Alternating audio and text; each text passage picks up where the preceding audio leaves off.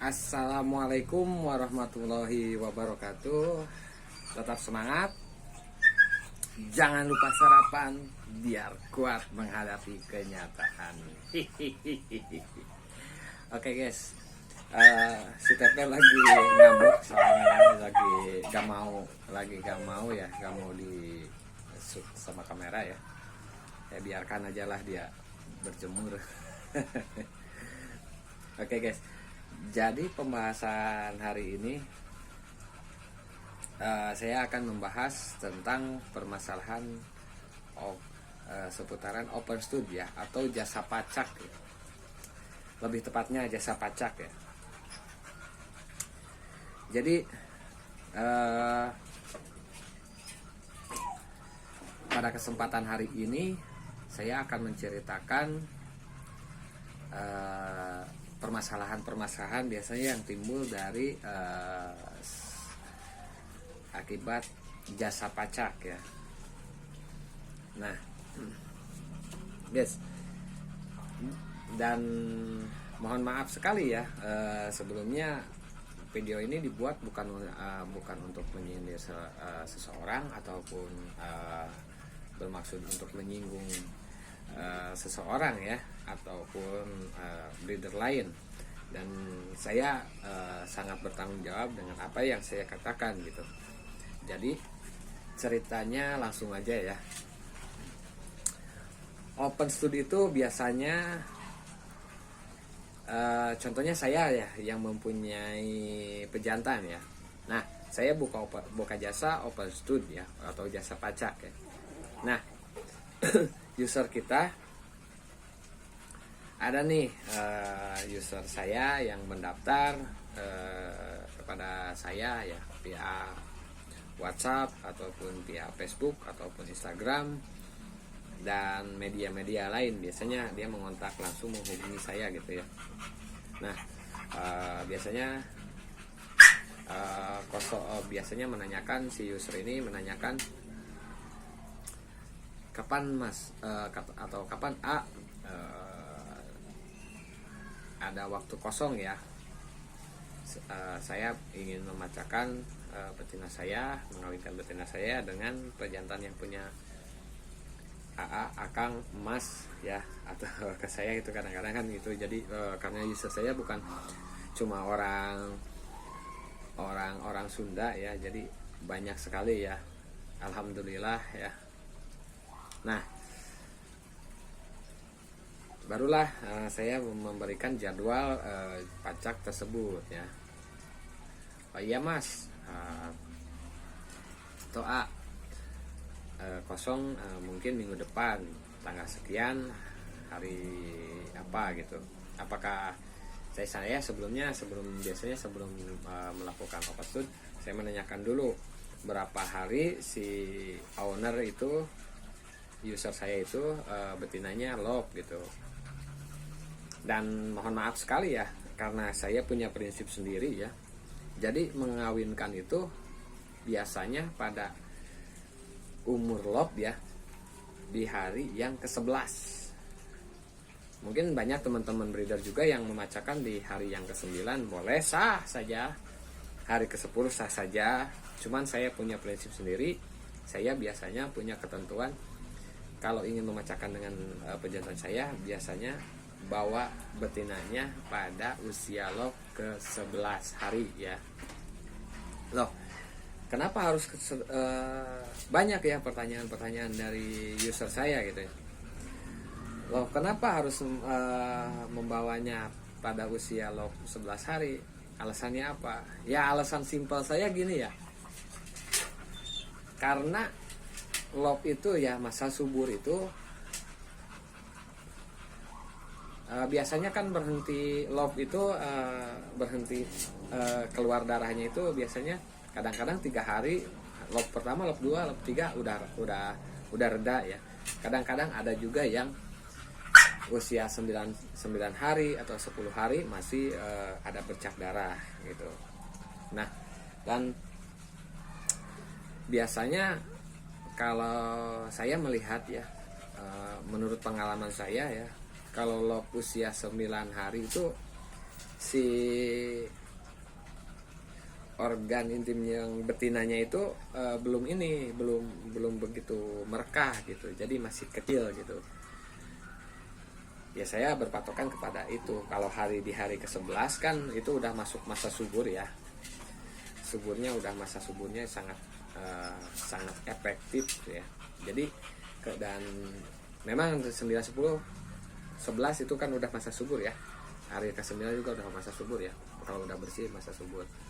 Nah, jadi saya melihat kalau di hari ke-11 itu si organismenya lebih merekah, jadi mungkin lebih ke elastisitasnya lebih tinggi gitu dibandingkan ke hari ke-9 atau 10. Jadi alasan saya hanya menghindari terjadinya hal-hal yang tidak diinginkan.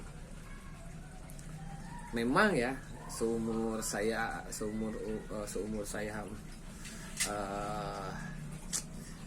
memegang dogi atau selama saya menggeluti hobi dogi ya, belum pernah saya melihat atau mendengar yang organ intim si betinanya robek ya. Cuman saya hanya menghindari ya banyak kemungkinan ya, karena terjadinya elastisitasnya kurang tinggi, masih belum elastis ya, belum merekah, benar-benar merekah gitu. Jadi saya menghindari itu. Makanya prinsip saya hari ke-11 harus wajib pacak awal. Ataupun kalau misalkan lewat dari hari ke-11, hari 12, dari mulai di hari 12 baru selang 1 hari 13, 14 pacak kedua, kalau 2 kali ya. Jadi hari ke-14 pacak terakhirnya. Kalau hari 11 berarti hari ke-13 pacak terakhirnya. Dan kadang-kadang permintaan user juga ada yang mau 3 kali ya, 3 kali pacak. Ya sah-sah saja, karena mereka bayar, karena kita dibayar. Tugas kita hanya menyelesaikan tugas dan kewajiban kita, memacakkan aja ya. Dan jangan lupa juga rawat ya pejantannya dengan baik ya. Nah, oke, kita lanjut lagi. Ada iklan sebentar ya. Nah, jadi kewajiban kita sebagai pemilik yang buka open study itu hanya menjaga pejantan kita agar tetap sehat dan tetap fit gitu. Yaitu dengan memberi vitamin dan kalau doping sih mungkin teman-teman ya ada yang pakai doping ya. Kalau saya enggak sih, alami aja. Yang penting dikasih makanan dan nutrisi yang cukup aja ya, biar pejantan kita tetap sehat dan sistem reproduksinya juga subur gitu ya.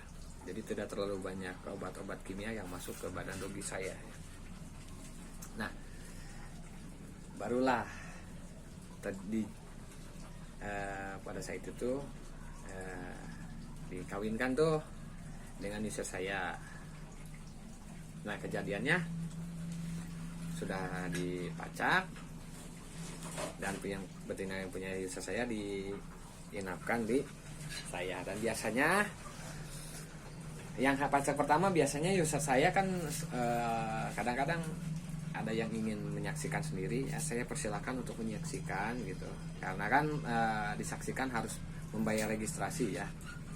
Jadi begitu si pejantan itu mengawin sama betinanya klop kancet, ya udah, jadi deal jadi, semua perjanjian jadi gitu.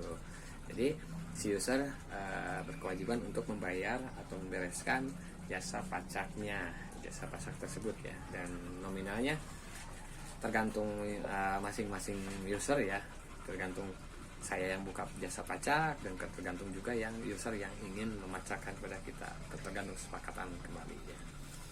Nah, dan pacak kedua mungkin kan si user kita tidak menyaksikan. Nah, saya melampirkan foto dan video ya pada saat mengawinkan pacak kedua ya. Nah, setelah itu barulah dijemput sama user atau yang punya betinanya yang mengawinkan.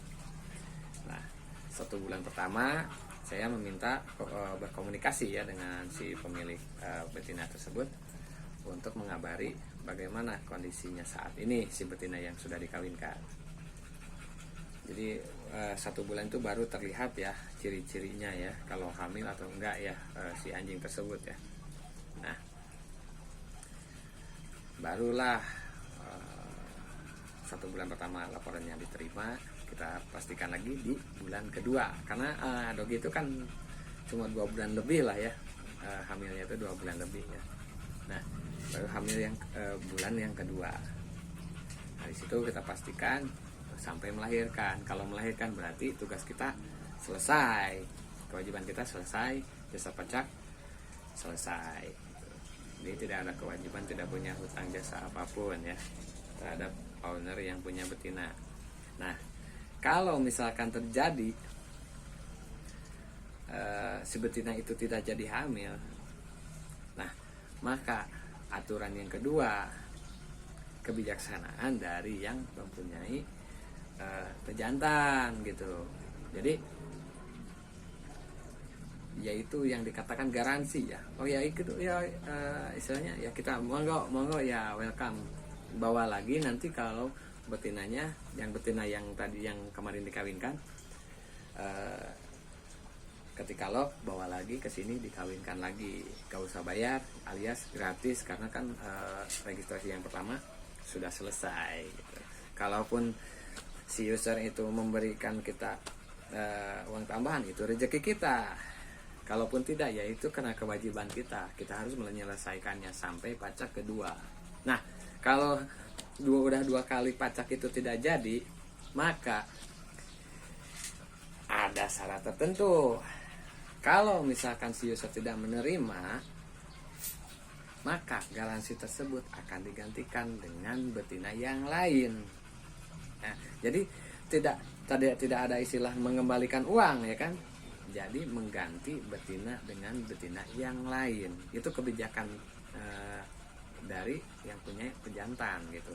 Cuman dengan catatan dari awal perjanjiannya yang registrasinya 100% itu jadi 50% bayar setengahnya gitu. Dan kalau sudah terjadi seperti itu masih saja tidak jadi, berarti si yang punya pejantan baru silahkan untuk berdiskusi untuk pengembalian dana gitu. Berarti bermasalah di pejantannya gitu. Nah, jadi mungkin pembahasan soal overstoodnya sampai di sini dulu, biar teman-teman paham. Saya mengedukasi, bukan saya lebih tahu, cuman saya mengedukasi biar teman-teman lebih paham ya.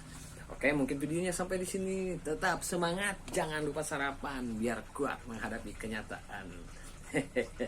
Wassalamualaikum warahmatullahi wabarakatuh.